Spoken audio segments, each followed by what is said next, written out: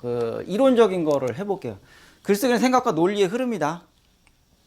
제가 논리라는 말을 계속 할 거예요. 논리. 논리가 뭐길래 자꾸 논리란 말을 하느냐. 그럴 수 있어요. 근데 여기서 말하는 논리는 이렇게 생각하시면 돼요. 논리 정연하다. 그런 말 있죠. 앞뒤가 어그러지지 않는다. 딱딱 맞아 떨어진다. 이게 논리잖아요. 그렇죠? 생각과 논리. 이 뒤에서도 계속 얘기할 겁니다. 언어와 글은 같은 선상에 있는 것이다. 말, 글. 이게 같을까요? 다를까요? 말과 글. 같기도 하고 다르기도 하죠. 같은 건 뭐냐면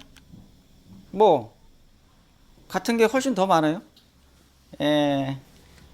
소리로 전달되는 거, 우리가 언어 체계를 통해서 나오는 말을 받아 적으면 그게 글이 된다. 근데 그대로 적으면 그건 완전한 구어체죠. 구어체. 근데 문어체는 뭐냐면 글월 문자, 글로 바꾸는 거. 이게 문어체잖아요. 그러면 언어가 쉽기 때문에 글쓰기도 쉽다고 생각을 하셔야 돼요. 말은 잘하는데 왜 글은 못 써? 근데 글을 못 쓰는 이유가 있어요. 아까도 제도권 얘기를 했죠. 학교에서 교육을 제대로 안 해서 그렇다. 근데 그게 무슨 말이냐면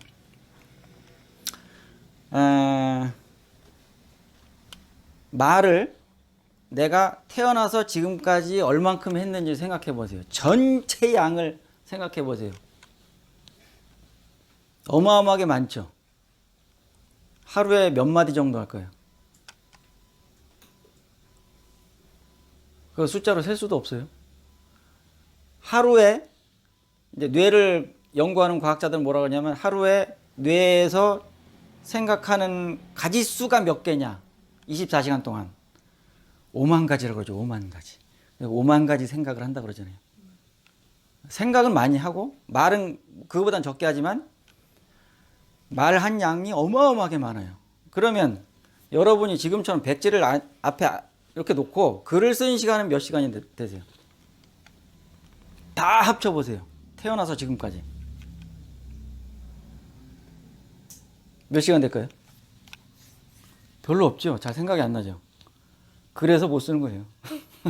다른 게 아니고 시간 자체를 내가 쓰지 않았구나. 글쓰기에다가 내가 시간을 투입하지 않았구나. 그래서 못 쓰는 거라고요. 양을 늘리면 얼마든지 잘 쓸 수 있어요. 제가 문과를 졸업했을까요? 전공? 이과생이요. 이과생. 그러니까 저를 보고 사람들이 다 국문학을 전공하지 않았냐고 얘기를 해요. 하지만 전혀 상관이 없어요. 전 이과를 전공했어요. 그런데 어떻게 글쓰기 선생을 하느냐? 그 이유가 뭐냐? 일기요, 일기. 그거밖에 없어요. 제가 투여한 시간은 일기. 계속 내 생각을 글로 옮기려고 노력을 했다는 거죠. 그게 쌓이고 쌓이니까 엄청난 공력이 된 거예요. 그렇죠? 거기에다가 다른 사람들보다 조금 유리한 조건이 있었다면 뭐냐면 국어를 굉장히 좋아했어요. 학교 다닐 때. 재미있어 했고 그래서 잘 흡수를 했죠. 국어의 그 전통적인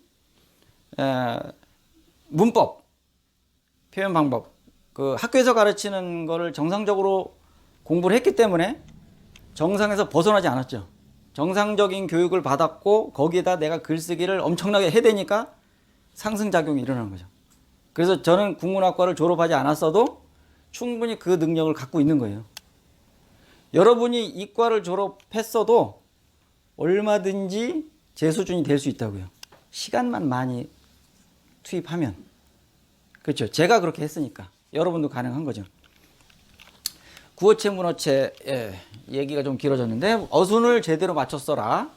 자, 어순 중요합니다. 어순. 단어의 순서. 문장의 구조를 파악하라. 이건 이제 문법으로 들어가는 거예요.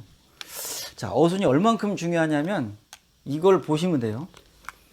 서씨는 이날 입사한 뒤 처음으로 회사 소화기, 방화 셔터, 스프링클러의 위치를 꼼꼼히 살펴봤다고 한다. 이게 문법적으로 맞느냐 틀리냐 문장이냐 비문이냐를 따져보셔야 돼요. 문법적으로 틀렸다고 말할 수는 없어요. 그런데 이렇게 쓰면 X표. 왜 그럴까요?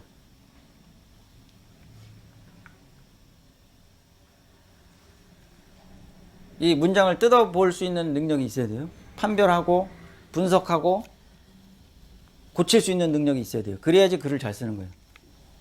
처음이라는 의미가 두 번 들어있는 거 아니에요? 이날도 처음이고 네. 처음으로 해서 네, 그 시간이 굉장히 중요한 거예요. 이 문장에서는. 자, 보세요. 우리가 글을 읽을 때 앞에서부터 뒤로 가잖아요. 그렇죠? 뒤에서부터 거꾸로 이렇게 읽진 않죠? 그러면 뇌가 받아들일 때 어떻게 받아들일까요? 단어를 받아들일 때. 앞에서부터 순서대로 받아들이는 거예요.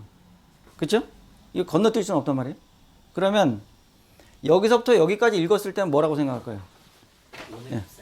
오늘 입사했다고 생각하는 거예요. 맞죠?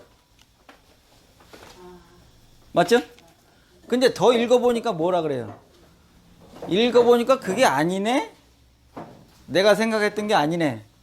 그쵸? 한번 재해석을 해야지 받아들일 수 있는 문장이에요. 그러면 이렇게 쓰면 독자가 불편할까요? 편할까요?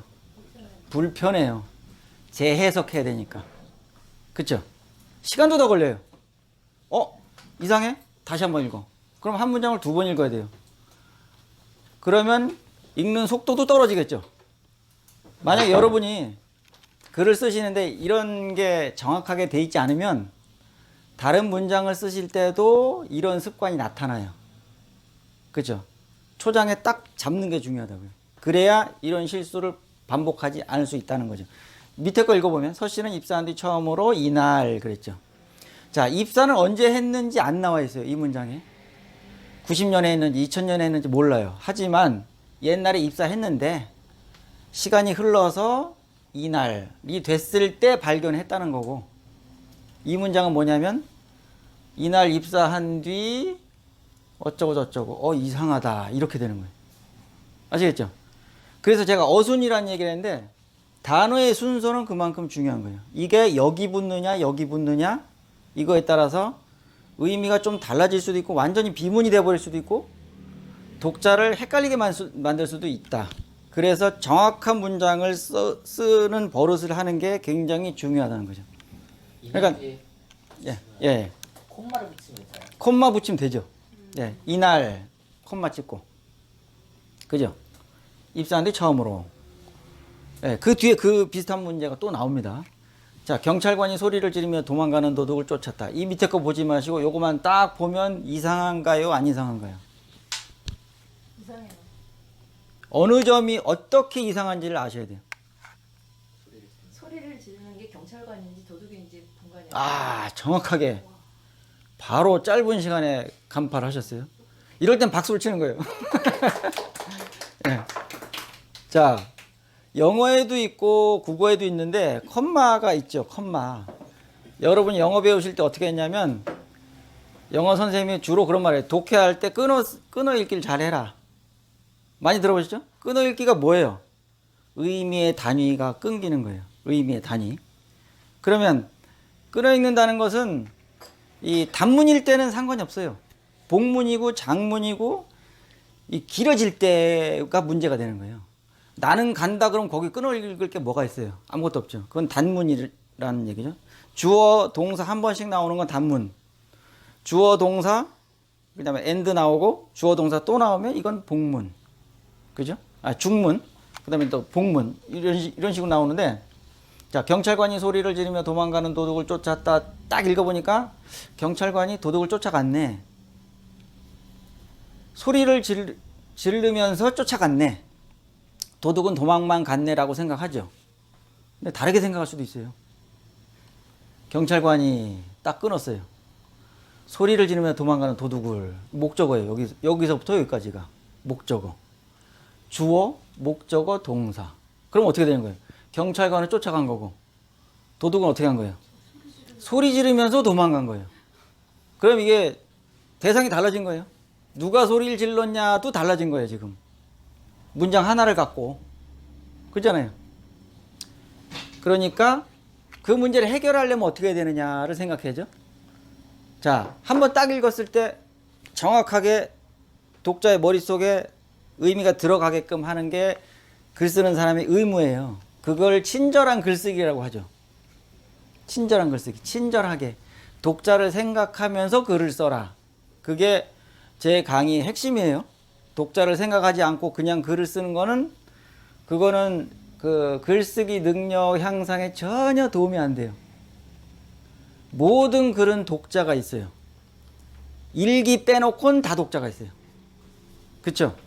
자, 일기는 써서 그냥 서랍에 넣어놓으면 돼요. 그건 남이 읽으면 안 되는 거예요. 그러니까 개발세발 써도 상관이 없어요.